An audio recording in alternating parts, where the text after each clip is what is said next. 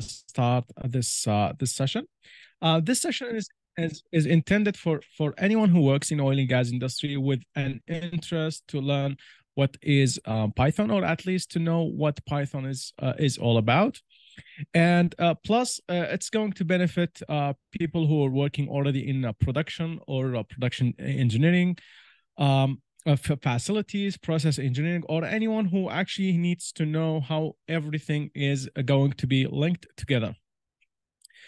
So, my name is Nashat Omar. I have been working in oil and gas industry for more than 10 years. I have started my career by working for Schlumberger Integrated Solutions, and then I've worked with some posts then, and now I am fully working with PA and other training companies to deliver world-class training to other engineers.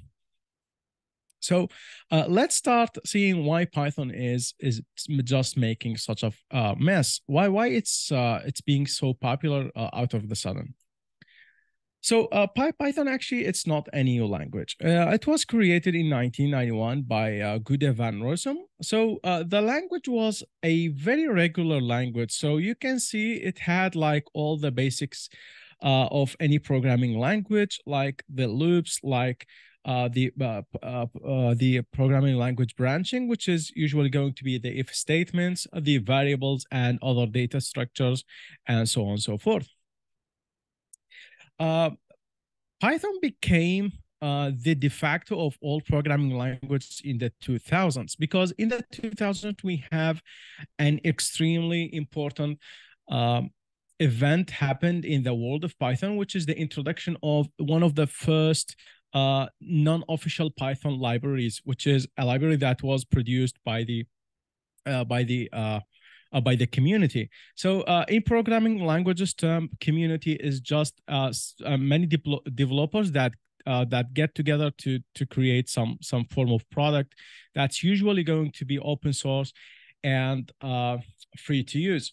So if you for curiosity search for NumPy, you will see that it will direct you to one of the pages, which is going to be the Wikipedia page. You can see NumPy was released in 1995, which is the initial release, but then it got just a major revision in 2006. Before that, we had something else that happened, which is the release of Matplotlib. Matplotlib is actually, it's the first plotting library that was created for Python in 2003. You can see that between 1991, where Python was created, until 2003, people were not sure where Python were going. But once Matplotlib was there, plus NumPy was there, basically NumPy is a very strong library to help you to create very advanced and very important calculations, which is known as vector-based calculations. So people started to actually take those libraries and modify them and adjust them for particular use cases. And of course, that created many projects for Python. And from the mid-2000s until now, there is more than 100,000 external libraries for Python. So Python is getting very huge over time. And that's why now Python is being used for virtually everything. You can see Python is being used for web development. You can see Python is being used for software development corporate-wide. Python is used in universities for mathematics as a replacement for MATLAB. By the way, MATLAB is a software for numerical calculation.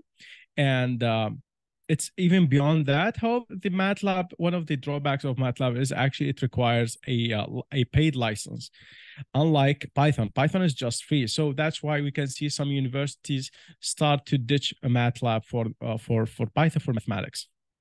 You can use Python for system scripting. System scripting is just basically writing a bunch of code that will do, or it will automate something on your Windows machine or Mac OS or Linux OS. And one of the major users for Python in the entire world currently, which is using Python for data science. Data science is It's not a new field of knowledge. It's rather a group of knowledge just put together as the name implies, data science.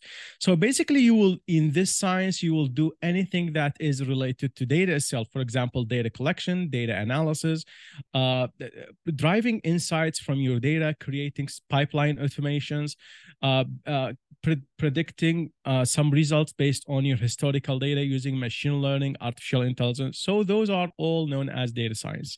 So data science is just very, very huge. Plus, we can recently see that Python has been used for engineering and some computational design, because we have seen some very innovative approaches with Python but basically there is a library in Python called OpenFOAM. It's written like this, foam. So OpenFOAM is just a CFD library, which is computational fluid dynamics library. It's 100% free. You can use this computational fluid dynamics in Python to create different fluid dynamics projects. So this is basically what Python is being used for.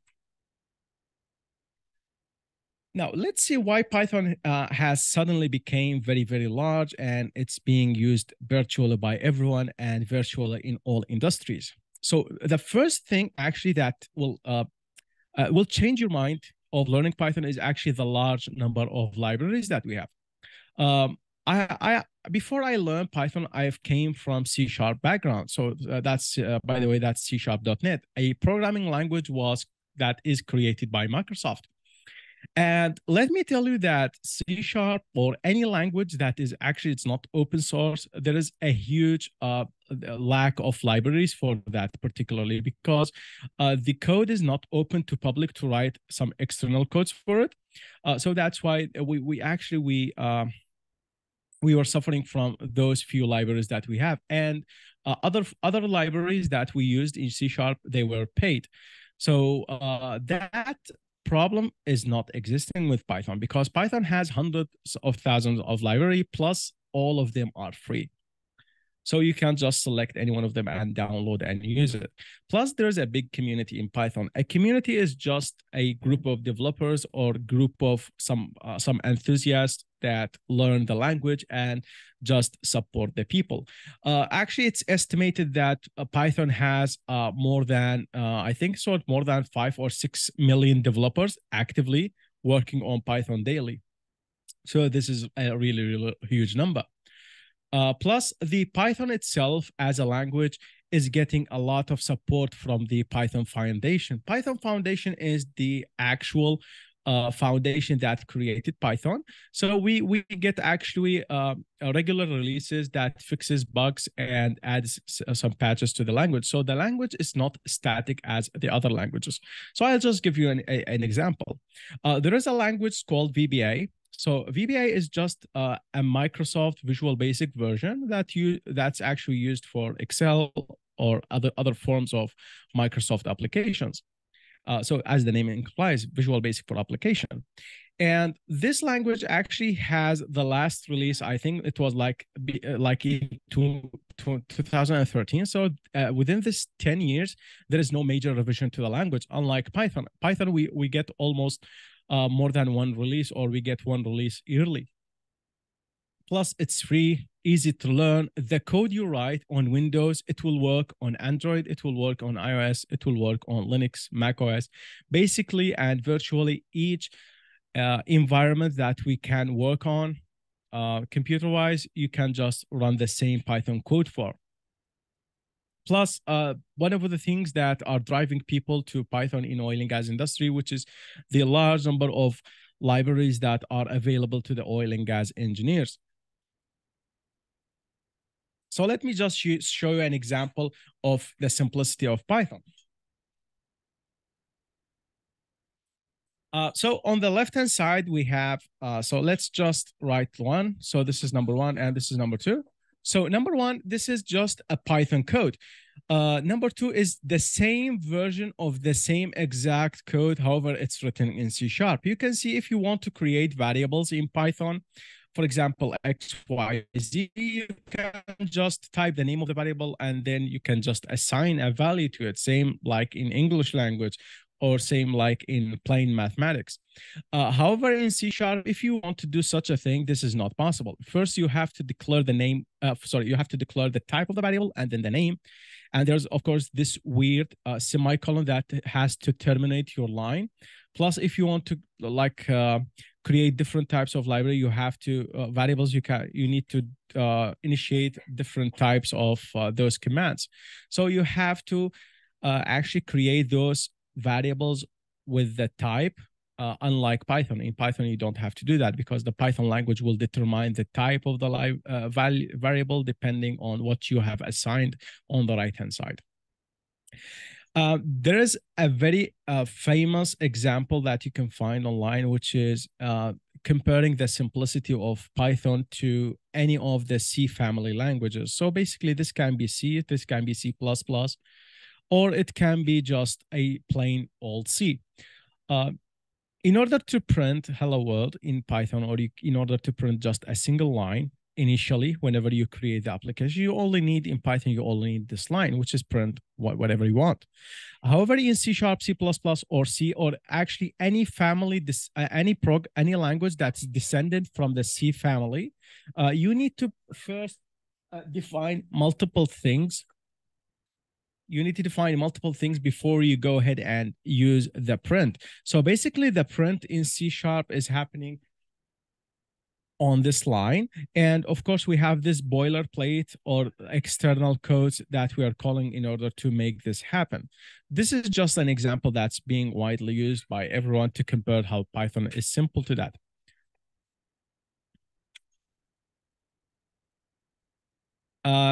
Now, what other things that make Python very easy and simple to use, which is the availability of IDEs. IDEs known as integrated development environments. So they are dedicated softwares or dedicated piece of softwares that developers or engineers use in order to create codes, run the code, test the code, and then publish the code. We have a few options that we can choose in Python. Those are basically all the major ones that you can use. We have Spider, we have PyCharm, and we have Visual Studio Code or VS Code. So you are actually not tied to just a single application. You can use multiple applications at the same time. Now, if you want to install Python, what you need to do, you need to go to our website called Anaconda. Anaconda is a very unique and a very smart way of packaging Python. Because as we said previously, Python actually has many libraries, and usually it's not possible just to go ahead and install everything together because sometimes you will just forget what libraries you want to use. So people at Anaconda, what did they do? They smartly compiled everything together in just a single package. So if you go online and type for Anaconda Python,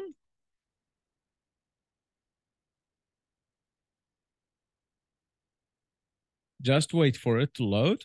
So basically, this is the results that you will get from Anaconda. So just go to the first option, which is says free download.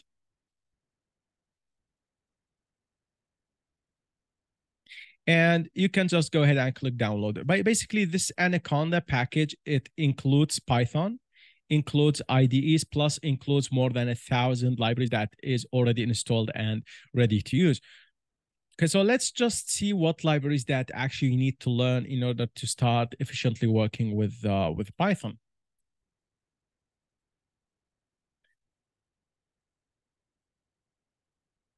Okay, so those are the lists of the library that most definitely that you're going to use at some point in your Python journey, which is the first one, which is called Pandas. Pandas is extremely important library. Pandas is built on top of NumPy. So what does Pandas do? Pandas is just a library that handles tabular data, or it handles data that is in table form.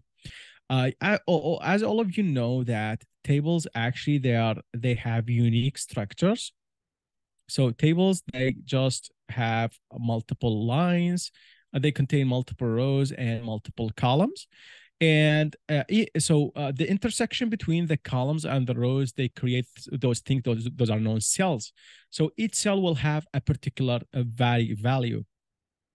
So in order to read or create or maintain any form of those types of data tables, you need to use Pandas.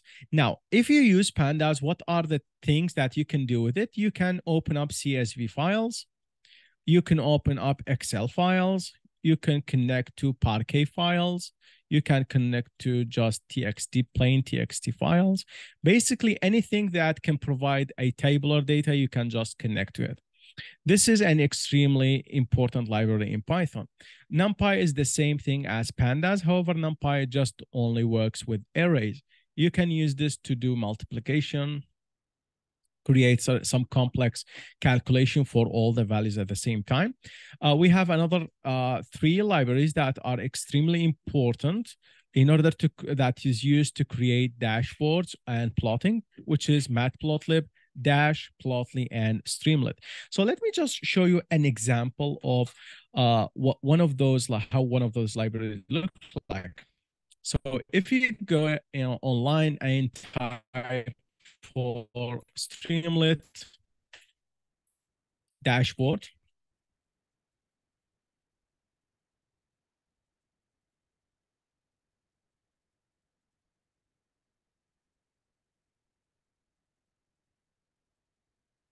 so let's go to the first result. Streamlit is just a library that is provided by Python just to create dashboards. Let's search for images.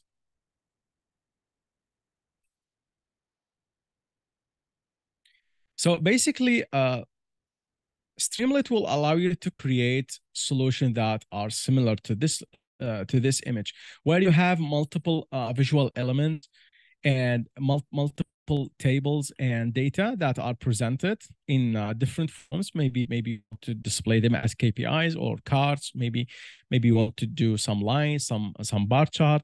So you can put everything together in this form, and it's going to be standardized, and you can publish it, and then you can just share it among the colleagues. So those are known as dashboards in Python, and luckily we have multiple options to do that. One of the most important utilization of Python is actually using Python for machine learning. And who did not hear of machine learning? Machine learning is just a few statistical methods that you use actually to teach how those equations, how your data is performing. And once it learns your data, you can do some predictions with it. So this is basically a scale-learn. We have other libraries. For example, we have SciPy, which is scientific Python.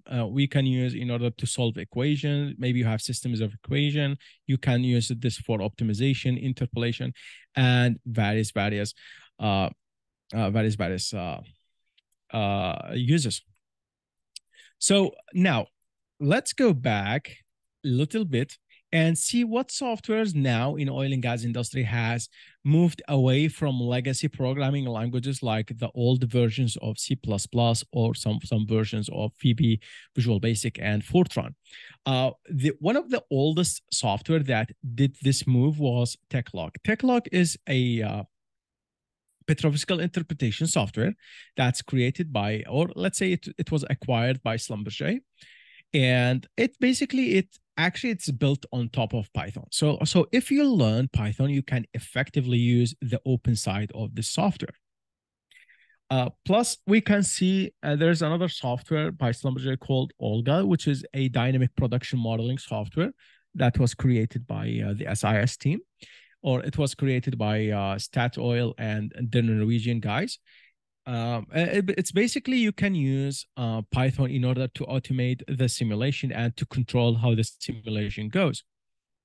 You can use the same code for PipeSim. You can control PipeSim using Python. You can use the same concept of controlling software or automating the software to control IPM. IPM is integrated production modeling package that's created by Petroleum experts. So this is the example that we are going to take a look at, how to actually automate software connection with Python.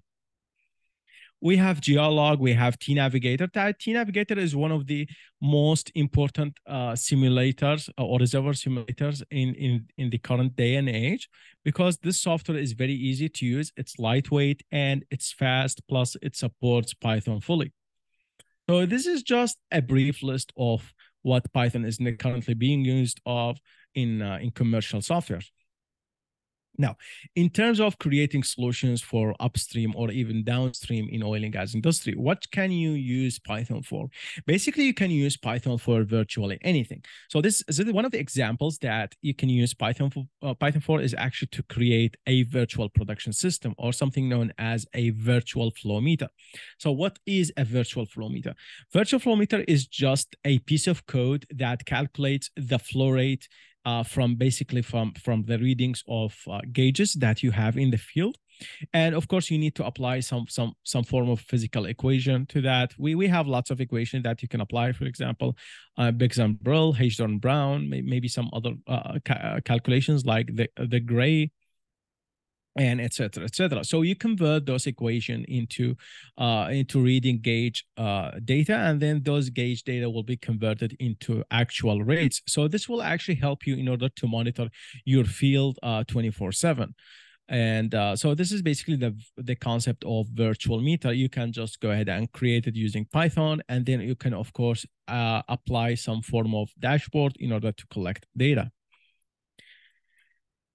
There is another concept in creating Python code to manage your well models. So this is a very infamous problem that we have in upstream industry. So basically, in upstream, we have some fields that contains thousands upon thousands of wells. So let's not exaggerate. Let's say that we have a field that contains 100 wells. And usually those 100 wells, you have new data that is coming for those wells on daily basis.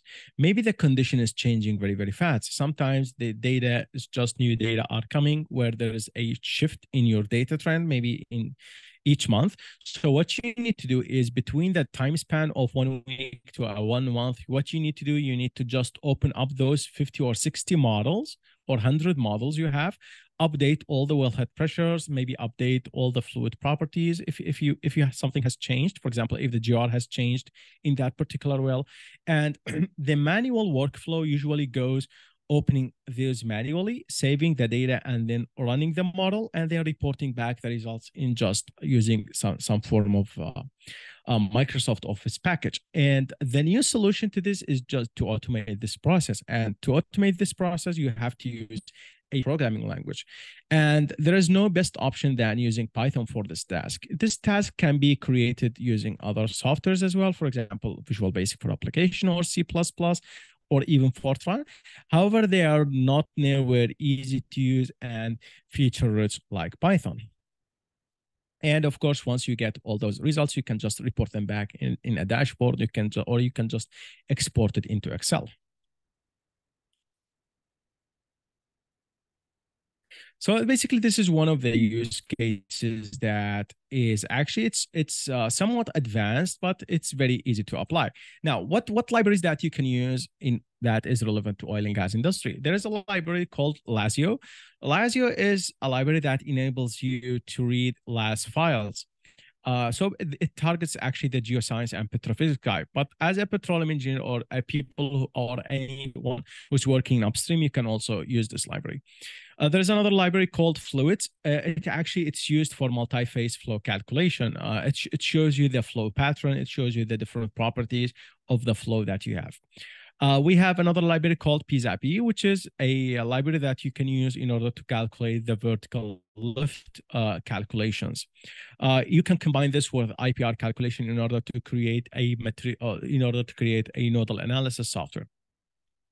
You can, of course, just visualize the paths of the vertical or horizontal or directional wells. You can use another library called CoolProp. CoolProp is very advanced PVT package library or thermodynamics library that you can use in order to create different calculations. Like, for example, if you can use it to create equation of state calculations and flow assurance calculations. So basically, this is just a brief list what some of the libraries that we have in Python that are related to oil and gas industry. Okay, so let's go ahead and try to create a solution that we connect Python to one of the very infamous softwares that we have in oil and gas industry. So let me just give you a brief setup of this project that we are going to work on. So basically, this software is known as Prosper. Prosper is very infamous software. It's used in order to simulate wells, and basically it can do lots of things. And one of the beautiful things about Prosper is actually it will calculate the inflow performance for you based on the data you have input. You can just double click on the inflow performance, and then it will just give you the results. If you want to report all the IPRs for all the wells that you have, what you need to do is you need to just go ahead and copy those pressure and rate values. And then once you copy those pressure and rate values, you can just export it into Excel or something. This is the manual work. However, in Python, you can automate this stuff.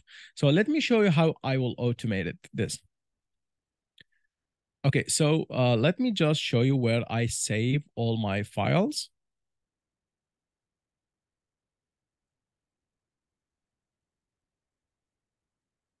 So basically, I have a folder dedicated for Prosper files. So basically, I have 8 files in this in this directory or in this path. All of them are oil wells, and I think one of those is gas well. So basically, you can do this process for maybe 50 wells, maybe 100 wells, maybe 200 wells. Who knows? However, the more the wells you have, it's actually the slower the process is, but it will not take much time. Okay, so what we are going to do is we are going to write a code that reads up all of those files and inject each one of those files into Prosper interface, and possibly we will get the IPR from that. And then we will just create a single plot for all of those wells. So this is all going to be done code. And once we finish up the code, we will run and it will just show us the final results. Okay, so let's go ahead and try to type the code. If you do not understand some portions of the code, that's just fine. However, I will try to explain this as much as I can. So we have 30 minutes left or something less. So let's try to create some solution with this time.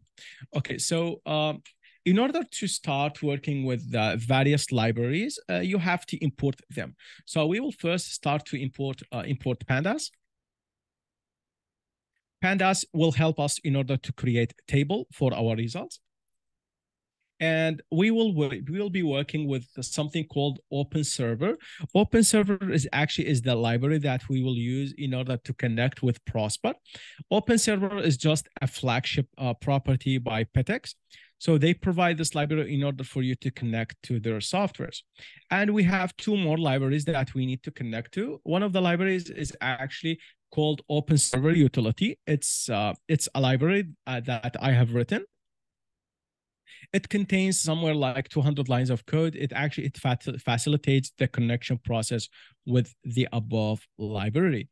And then we're importing something called OS, which is a short for operating system. It contains some functions that will allow us to read files and things like this. Next step is actually we need to create a variable which is called Prosper path. Prosper path is just a variable that holds the place where all of those files are located at, which is this path. What you can do is you can just go to this path, copy this, and just paste it. It's basically just the same value if you compare them. So what is the idea behind having this? The idea behind having this folder is actually we need to create a loop where we read all of those files. And then once we know the names of the files, we can inject them into the software and then we can do some actions with that variables. Okay, so now let's see what variables are there available for us, or let's say what are the file names that are available for us. So let's create a variable called files. So this files will contain all the files that is existing in this particular path. Okay, so in order to get all the files, what you need to do, you will type OS, because OS is just the class that will provide us, or let's say it's the module that provides us with different functionalities. So there is a very useful method, or there's very useful function. It's just called list directory. You will provide the name of the directory, which is in our case going to be Prosper path. Once it reads the values from the Prosper path, it will return all the files that exist in this path. Okay, so let's just go ahead and print it to check our work. So files, like this. Let's run this. There we go. It have actually already created a list for us. You can see this is the variable explorer is showing that we have a list of variables, and basically those are all the names of the files that we have. So basically this is the Windows representation of those files, and this is the Python representation. Let me just put them side by side so you can see what is happening. So this is the Windows representation on the right-hand side, and this is the Python representation. Okay, so why I love the representation of Python, because this can be updated. If there is a a file that was deleted from the path, once you run this code again, it will automatically detect that deleted file, so it will not exist anymore. Now it's time to create the connection with the Prosper software itself. So what we're going to do, we're going to create a server for connection, and it will be open server. So let's go ahead and do some connection. So we will connect to that particular server. And once you connect to that particular server, if you run the code, it should show you a message saying that open server is connected. You should get this message. If you do not get this message, meaning that you have not connected successfully.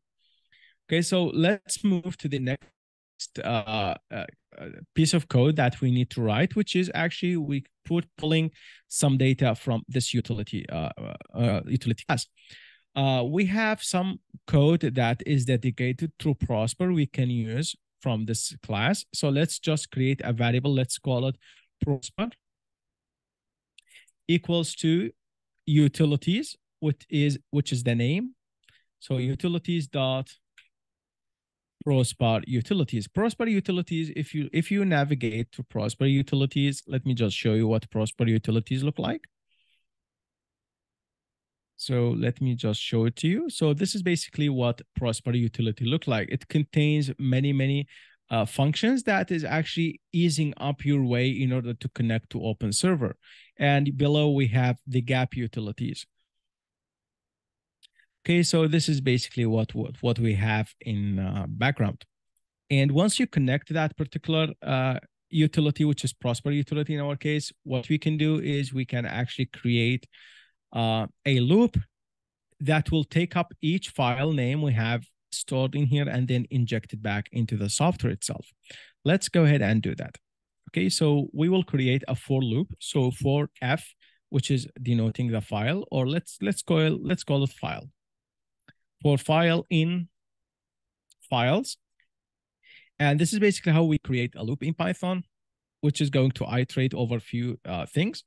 What we are going to do is we are going to create a full path for that particular variable name, or a full path for the name of the file. So which is going to be Prosper path plus the name of the file, because this Prosper path is just the name of the folder. It does not contain any file name.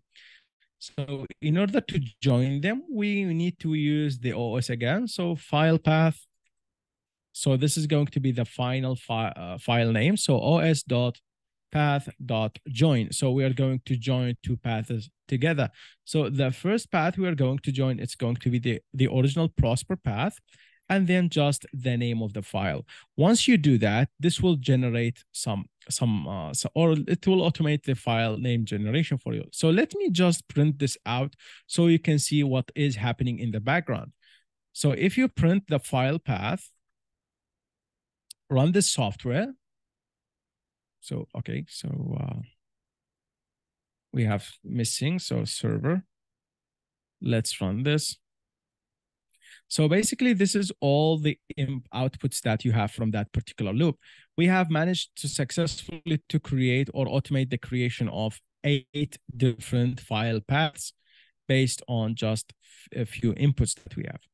So this is what is happening in the background. It's generating those full paths for each particular Prosper file. Once we have that, let's just delete the print because we don't need it anymore. We will do two things. So the first action, so the first command, or let's say the first action, is actually to open that particular file.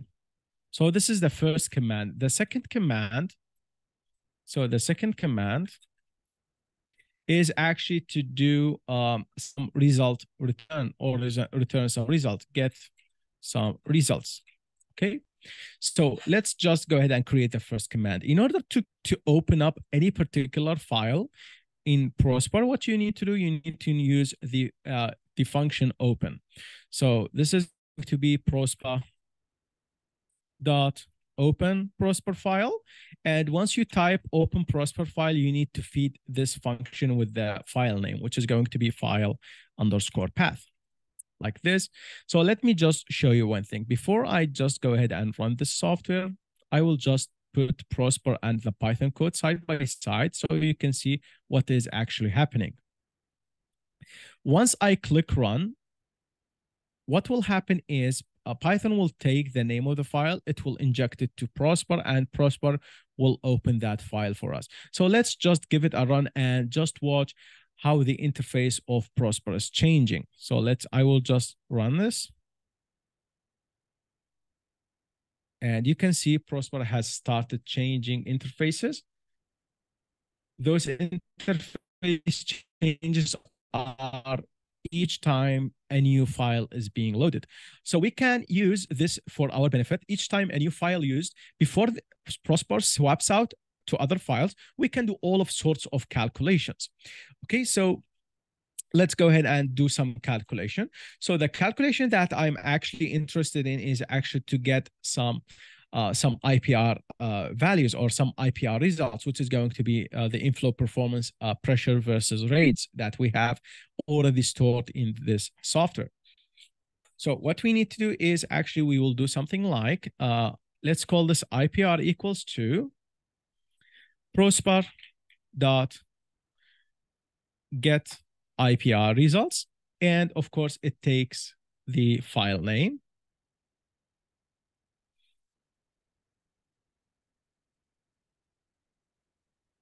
So file path. So it takes the path of the file.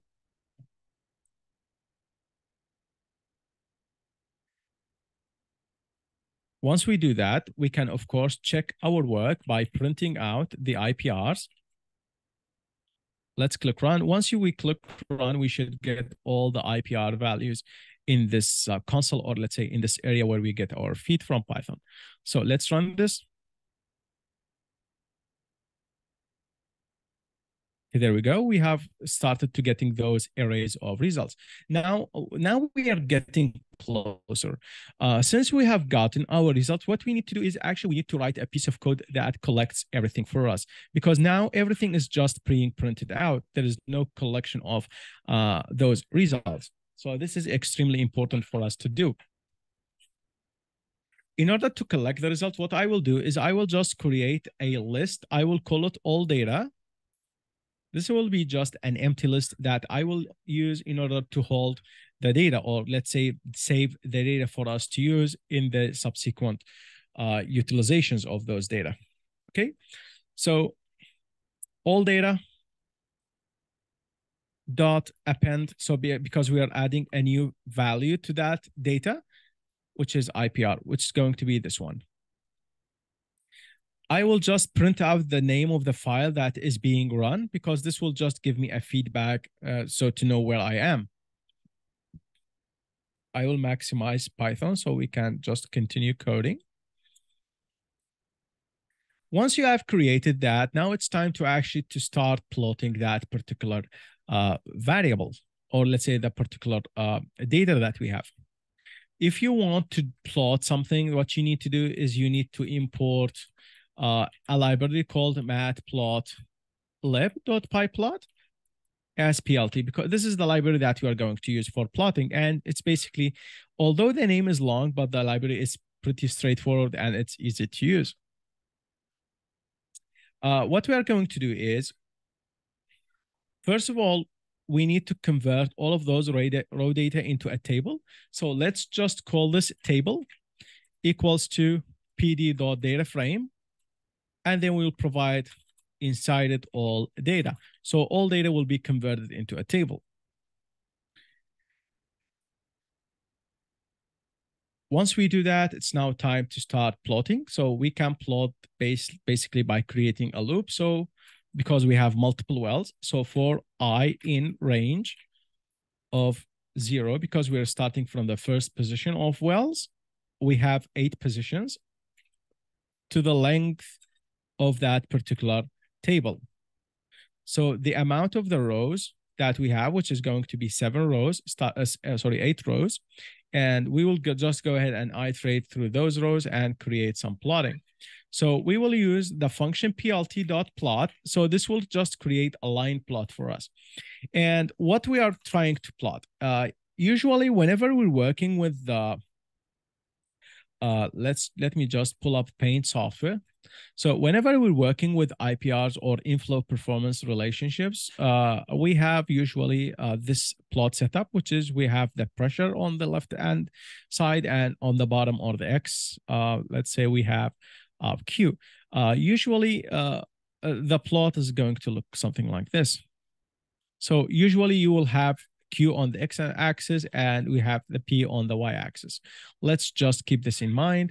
If you want to compare multiple wells together, so the plot that you will get, it should be something similar to this, which is something not very easy to generate or to create if you're using this type of approach manual. Okay, so let's just go ahead and create our plot. So this is going to be table.rate, because we are going to plot the rate on the X-hand axis. And we will consider the position that the loop is providing us with, and that table.pwf, because we have the PWF, we're going to plot it on the Y-axis, and we are going to just consider the position that we have in the loop. Plus, let's just provide a label for each line, because if we do not provide a label, we will just miss what is being plotted. So file, which is going to be the name of the file, plus and the position of I. Once we do that, now it's time to actually to tidy up our plot. We will type plt.legend. So this will show up the legend for us.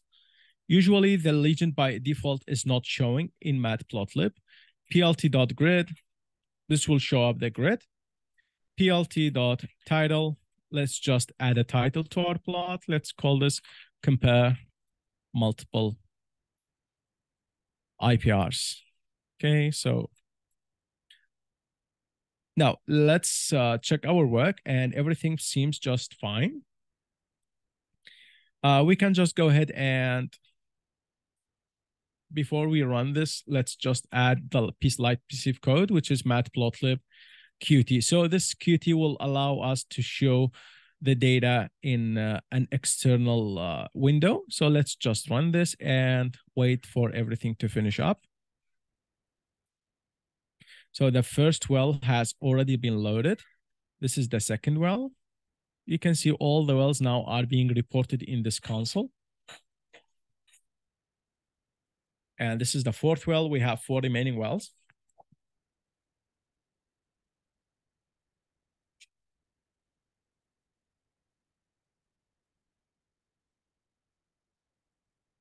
Okay, so basically we have all of those well has been finished simulation, and basically the plot result is there.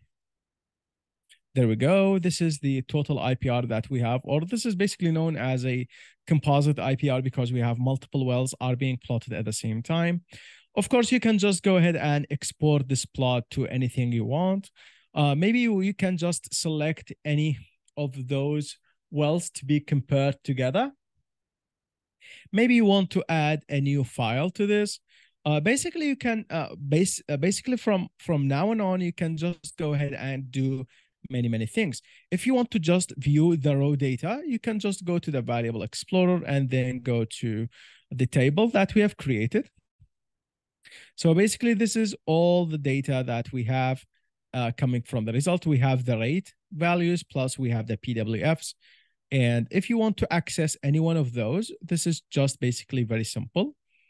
So you will type table.rate. So it will just provide you with the rates that you have. And those are the indexes for those wells. So for example, if you want to have the rates for the first well only, you will use the index 0. So this denotes the first well. And basically this is the first well rates. If you want to create an IPR only for the first well, what you can do is you can just use plt.plot table.rate for the first well, the index 0, and then table.rate for, sorry, this is going to be PWF for the second well. Let's just run this. There we go. This is just a single IPR for just a single well. If you want to just convert your any of those rates and pressures into anything you want, for example, maybe you want to convert the rate into cubic meters. Maybe you want to convert the PWF into bars. So let's just go ahead and convert the PWF into bars. In order to do this, you will just divide by 14.5. See how easy it is? So once you do that, press enter. Now you can see your pressures now is represented in bar, and this is very evident. So this is all I have to present, and hopefully you have had a nice time with us today. For anything regarding that training, please just contact PEA or contact Mr. Nikhil directly. He will happily advise you with the registration process. And basically the training, by the way, this training is very good and it is affordable. So you can just go ahead and register in it. So thank you so much. And